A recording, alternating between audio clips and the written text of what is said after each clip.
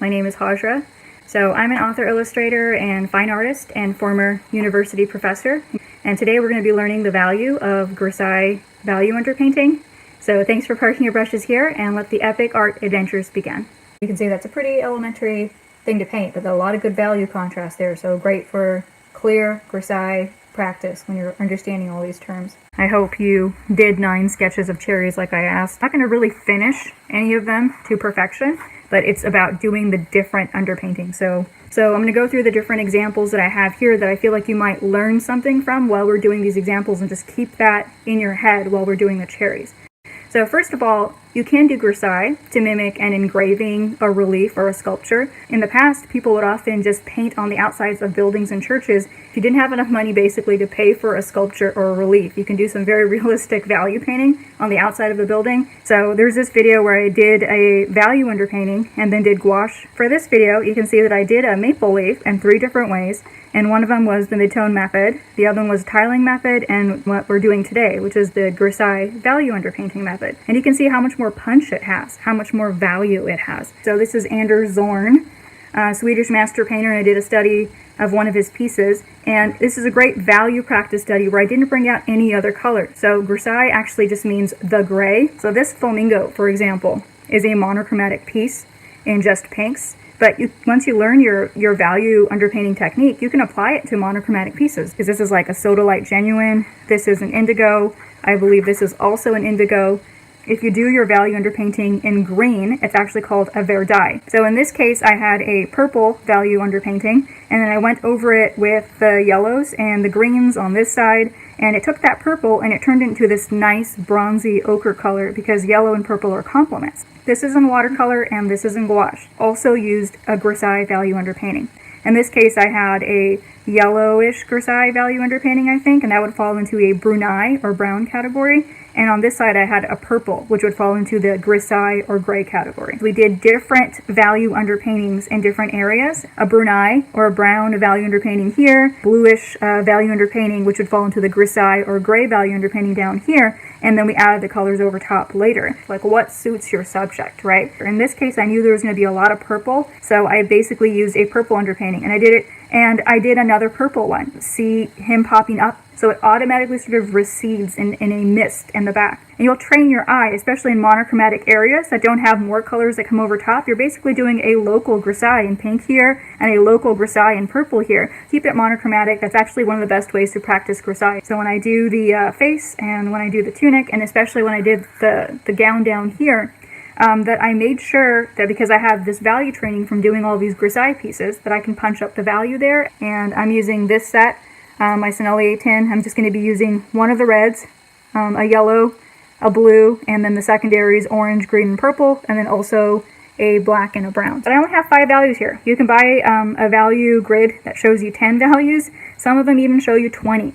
You don't want to have that many values when you're painting a painting, okay? When you see values in real life, you see hundreds of thousands, okay? And same thing for colors. You see hundreds of thousands of colors. Your eye is amazing at seeing all those colors. Everything only has about 4 values in it, or 5 values max. It does not have 10, much less, God forbid, 20, okay? It would make it very difficult to make it realistic and clear as a painting if I had more than 5. Don't go past 5 values, because if you want to look at the old masters, they all have that many values. I'm going to be using a water-soluble graphite for this example. And if you don't have this, you can just do it in pencil. Just look at the black and white image that I sent you and try to tell me where you see the lightest lights, the mid-tones, and the shadows, okay? I'm actually at this point only kind of thinking in 4 tones, okay? Better to exaggerate your values than to play them down, because you're probably going to end up a little bit lighter than you think anyway.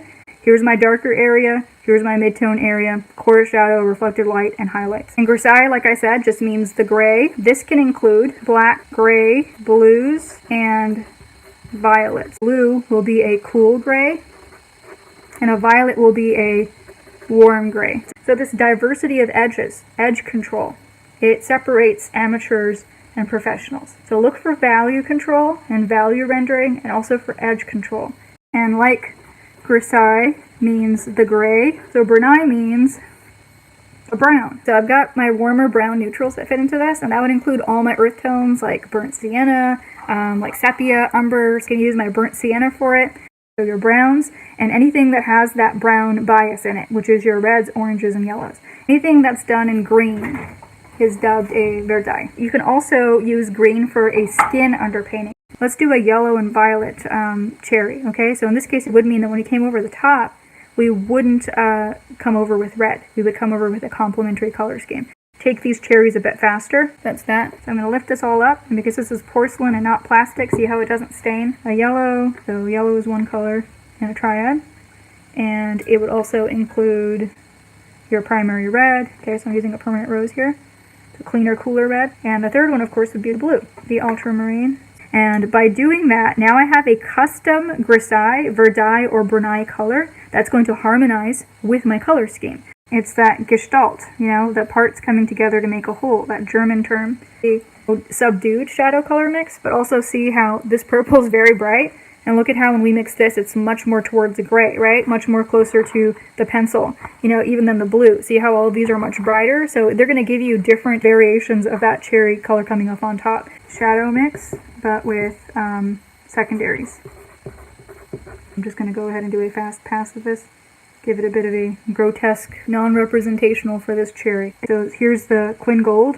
You can see it's warmer, just a plain yellow there, and then the Quin Gold over here. The colors we're going to come over the top with are just this, I think this is a light phthalo green. Permanent rose is the color that we're using for the cherry, a carmine. I might switch the red out on other pieces depending on how I want to do it. Different green out in case I want to use it for anything. And see how the contrast in there, far less. But keep in mind that for this piece, a Brunei is not going to go very far as value contrast. You'll have a harmonious temperature. This is an analogous scheme now, right? Because it's brown and red. Initially, many centuries ago, which is with transparent paints, they started it with oils. You can use it with watercolors and acrylics. You can also use it with inks and also with Inktense. And now we're doing the complement. And in this case, we're just going to sweep on there with yellow. It's going to be a very, like I said, non-representational cherry. Okay, so the next one we have here is the Triad Shadow Mix. You can also do that with secondaries, which will make you have a duller final painting.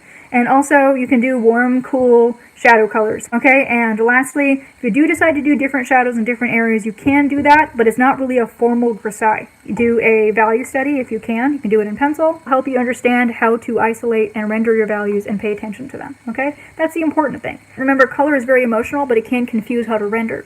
None of these are finished examples. If you want to return later, I would suggest with fresh eyes. So I love that saying that art is like life. You get your values right and everything else is easy. Please like, comment, subscribe, and check out my website dashboard for all my online platform links on one page to support my art creation and instruction. And as always, thanks for parking your brushes here and wishing you all epic art adventures.